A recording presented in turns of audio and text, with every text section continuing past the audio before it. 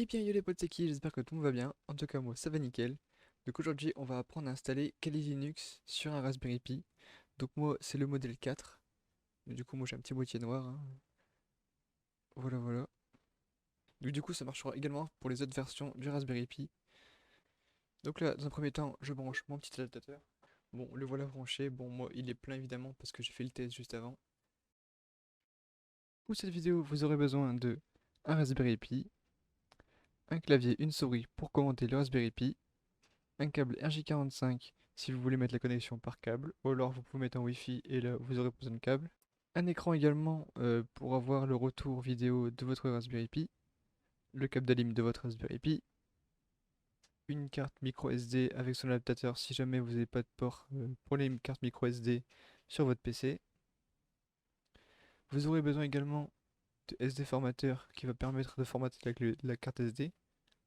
Vous aurez besoin de Win30 Disk Imager pour pouvoir mettre l'image de Kali Linux sur votre carte SD.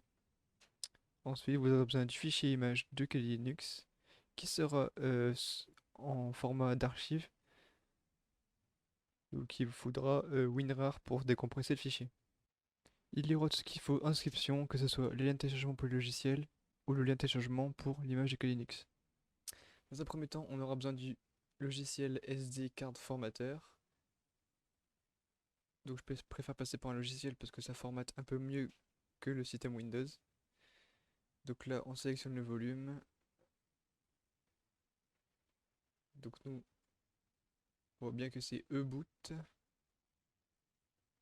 On sélectionne E-boot. On fait un refresh au cas où. Ouais, non, c'est E-boot. Et on fait un quick format. On peut choisir le nom qu'il aura après le formatage. Bon, moi je laisse boot, c'est pas grave. Donc si la vôtre est vide, vous n'êtes pas obligé de passer par cette étape. Moi je le fais pour la réinitialiser. Et du coup là, elle est bien réinitialisée. Elle fait 32 Go de base, mais bon, on peut pas laisser la totalité, ça on connaît bien. Donc là, elle est bien vide. Ensuite, rendez-vous sur ce site, Offensive Security, qui propose les ISO des versions de Kali Linux. Donc nous, on va prendre la version RPI, donc Raspberry Pi. On prend celle-ci, donc la 2020.4, je vais y arriver. Donc vous, c'est la version les plus hautes, bah n'hésitez pas à la prendre, évidemment.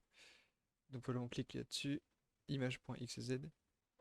Là, le téléchargement se lance, et il fait 2 Go. Donc moi, évidemment, je l'ai déjà fait. Donc ça donne ça. Ensuite, on a juste à l'extraire.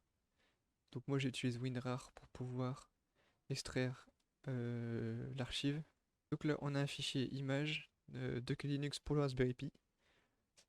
Ensuite, on lance Win32 Disk Imager, pardon.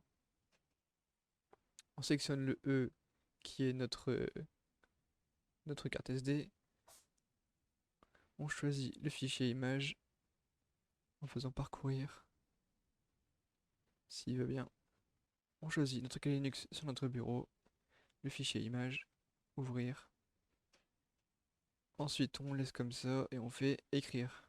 Donc là, on a un avertissement, mais on s'en fout parce qu'on écrase les données qu'il y a dessus. Mais vu que c'est déjà formaté, bah c'est bon. Donc on a le temps qui est écrit en bas à droite. Donc c'est calculé approximativement, donc peut-être que c'est pas tout à fait précis. Bon bah rendez-vous dans 8 minutes du coup. Une fois que c'est fini, il nous met écriture réussite, on fait OK. Ensuite, on peut constater que de notre carte SD, on a bien les fichiers. Donc on s'en fout un peu de quoi ils ressemblent, mais on a des fichiers, c'est bien. C'est que ça a fonctionné. Ensuite, on peut éjecter notre carte SD et la mettre dans notre Raspberry. Donc là, je retire la petite carte micro SD et je la mets dans mon Raspberry, dans l'encoche qu'il faut bien. Voilà, la petite encoche. Maintenant, on va brancher les connectiques du Raspberry. Alors, le micro HDMI, l'alimentation en type C, le câble RJ45 si on veut de la connexion par câble. Sinon, bon, on met rien du coup. Si on est par Wi-Fi, on met rien.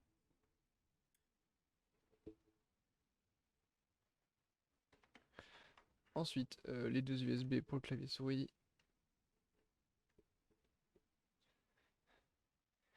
Et on branche l'HDMI à l'écran. Alors voilà, pour l'instant l'écran il a aucun signal, c'est normal. Le Raspberry il n'est pas encore allumé. J'appuie sur le petit interrupteur ici. Et c'est parti. Le Raspberry s'allume.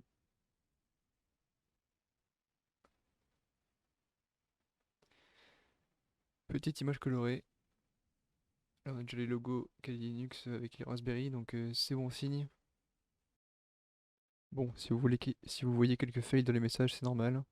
Il y a quelques trucs qui peuvent pas se lancer. Ensuite, on arrive sur l'interface de connexion de Kali Linux. Donc les logs par défaut, c'est Kali Kali. Donc Kali Linux quoi. Ensuite, on fait login. Donc évidemment, le clavier il est en QWERTY pour l'instant, mais ça va être changeable après. Donc voilà, on arrive sur le bureau, notre Kali Linux est opérationnel. Et c'est parfait. Donc là, on n'est pas en compte route, donc on n'a pas les droits administrateurs.